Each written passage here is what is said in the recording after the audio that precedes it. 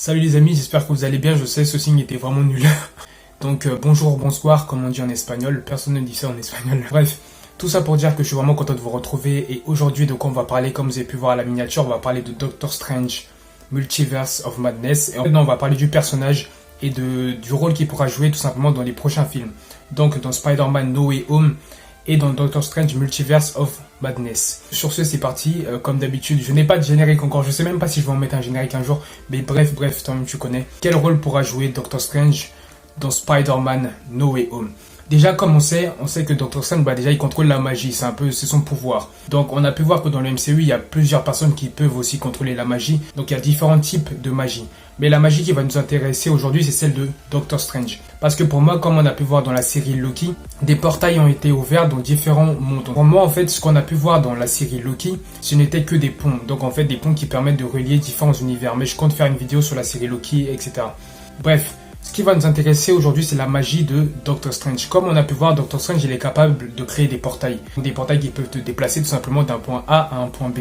Mais là où ça va vraiment devenir intéressant, c'est dans Spider-Man No Way Home. On sait très bien que Doctor Strange, il n'est pas encore arrivé à sa puissance maximale en fait. Il a encore beaucoup de progrès à faire. Je pense que Doctor Strange en fait, il pourrait aider Spider-Man à pouvoir aller dans d'autres univers. De toute façon, en fait, je pense que ça va être vraiment la pièce du puzzle qui va permettre tout simplement de tout assembler et de pouvoir tout lier. Donc Doctor Strange qui pourra permettre tout simplement à Peter Parker, je pense à la fin du film, de pouvoir quitter notre univers et de pouvoir aller dans le Sony Universe, en gros dans un autre univers. Ce qui, vous allez me dire, n'est pas très cohérent par rapport à Morbius, etc. Ce qui pourrait lui permettre de voir différentes versions de lui-même, donc le Spider-Verse. En tout cas, voir la version de Miles Morales qui se trouverait dans un autre univers, la version de Spider-Gwen, de Spider-Woman, etc.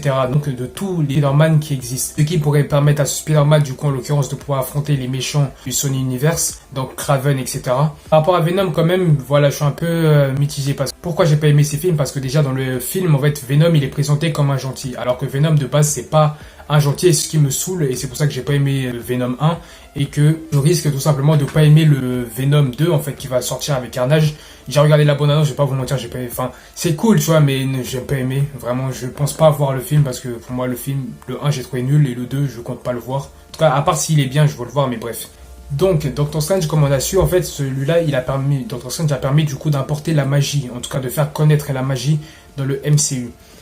Magie qui pourrait se traduire en fait sur différentes formes. La magie que utilise Doctor Strange, c'est pas une magie en fait très commune.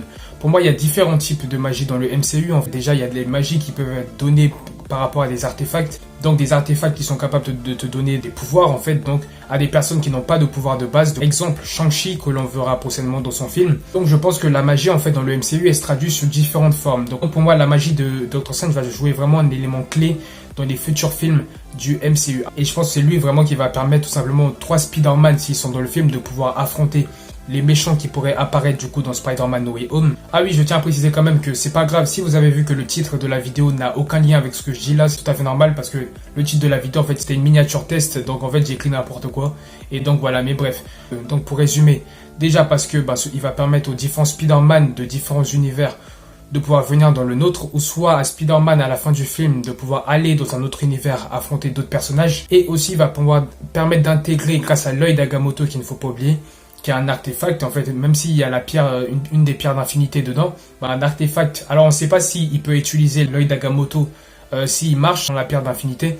Mais bref, d'après les images qu'on a vues, je crois qu'il a l'œil d'Agamotto, donc peut-être que l'œil possède des pouvoirs. Donc en gros, il va permettre d'introduire du coup personnages de d'autres univers, et aussi de permettre de développer de nouveaux personnages, exemple comme Nova, qui est une personne de base qui n'a pas de pouvoir, ou encore Falcon en fait, mais là ça serait plus des objets un peu mystiques, un peu comme les anneaux McLuhan, qui se trouvent du coup être dans le film des bracelets, donc un peu comme les bracelets McLuhan, et comme les autres objets qu'on a pu voir, le Darkhold aussi qui est capable de donner des pouvoirs.